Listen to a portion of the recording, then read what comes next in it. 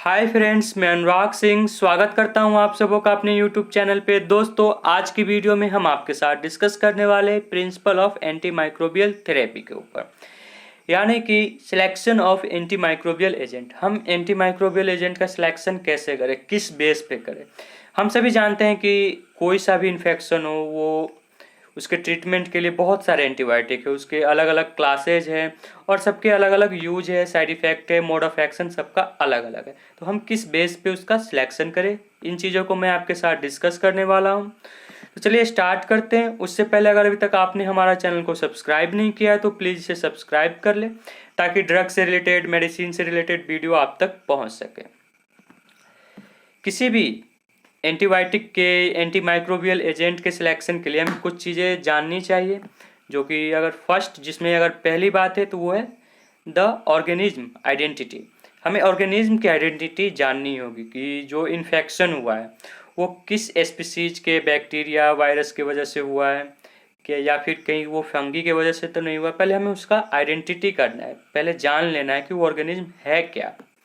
उसके बाद जो नेक्स्ट स्टेप है, the organism susceptibility to a particular agent. वो ऑर्गेनिज्म किस पार्टिकुलर एजेंट से, किस एंटी माइक्रोबियल एजेंट से उसका ट्रीटमेंट बेहतर रहेगा करना, ये सेकेंड चीज़ है जानना।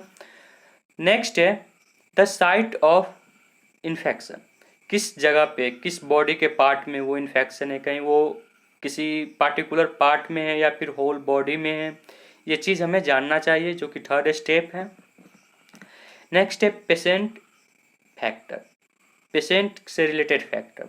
जैसे कि बहुत सारे पेशेंट होते हैं, उसमें कुछ कैटेगरी के एंटीबायोटिक को लेकर वो ज़्यादा उनमें इन्फेक्शन शो कर देता है, किसी पेशेंट में नहीं होता है।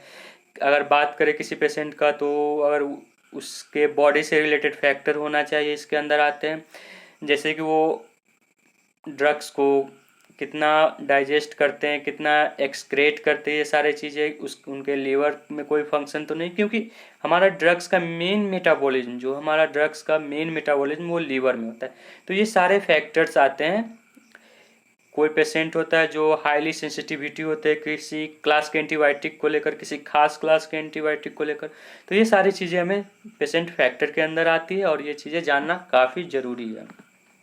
उसके बाद है the safety of the agent. उस जो हम ट्रीटमेंट कर रहे हैं एंटी माइक्रोबियल एजेंट से, उस एजेंट के सेफ्टी को लेकर जानना, ये नेक्स्ट पॉइंट है। The cost of therapy. Friends, pharmacy या फिर किसी भी मेडिकल थेरेपी का मेन जो फंडा है वो कॉस्ट, जो कि लास्ट पॉइंट है इसका। किसी भी ड्रग्स का कॉस्ट हो वो काफ़ी ज़्यादा मायने रखती है पेशेंट को लेकर, ठीक ना, क्योंकि बहुत सारे पेशेंट फाइनेंशियली पुअर होते हैं। तो ये चीज़ें इसके अंदर आती है कि ताकि कम से कम खर्च में बेहतर इलाज दिया जा सके। यही मेडिकल का मेन फंडामेंटल है। लेकिन आजकल तो सबसे ज़्यादा बिजनेस इसी में है, आप सभी जानते हैं, ये एक बिजनेस बन चुका है।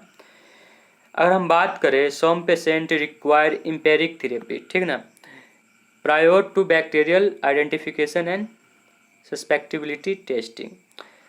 अब हम बात करेंगे कुछ लेबोरेटरी टेक्निक की that are useful in the diagnosis of microbial disease.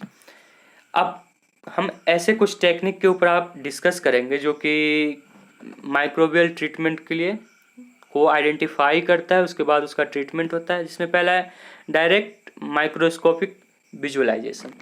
पहले हम किसी भी सैंपल को लेकर, चाहे वो ब्लड हो, यूरिन हो या फिर फेसेज हो, स्पूटम हो, ऐसे सैंपल को लेकर डायरेक्ट माइक्रोस्कोप में उसे एनालाइज करते हैं। अगर उससे पता चल जाए सिम्टम का तो वो उसके बेस पे ट्रीटमेंट स्टार्ट होती है।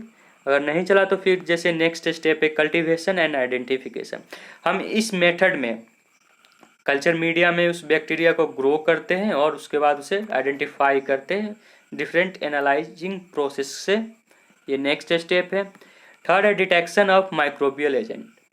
कल्चर मीडिया में हम माइक्रोबियल एजेंट को डालकर, ठीक ना, उसे डिटेक्ट करने की कोशिश करते हैं। ये भी एक अलग मेथड है डायग्नोसिस के लिए।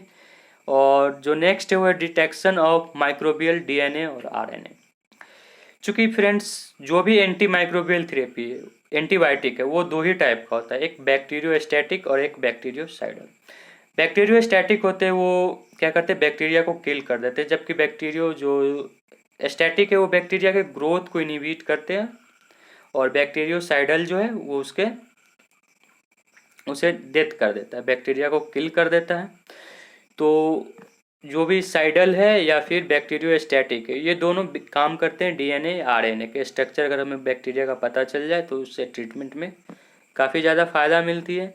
नेक्स्ट है detection of host immune response. इसमें होता क्या है कि इम्यून रिस्पॉन्स हमारे बॉडी का रिस्पॉन्स होता है जो कि बैक्टीरिया या फिर किसी भी टाइप का इन्फेक्शन को लेकर और इन्फेक्टिव ऑर्गेनिज्म को लेकर जो हमारा इम्यून सिस्टम है वो किस तरीके से एक्ट करती है, इससे हमारा इम्यूनिटी का टेस्ट होता है।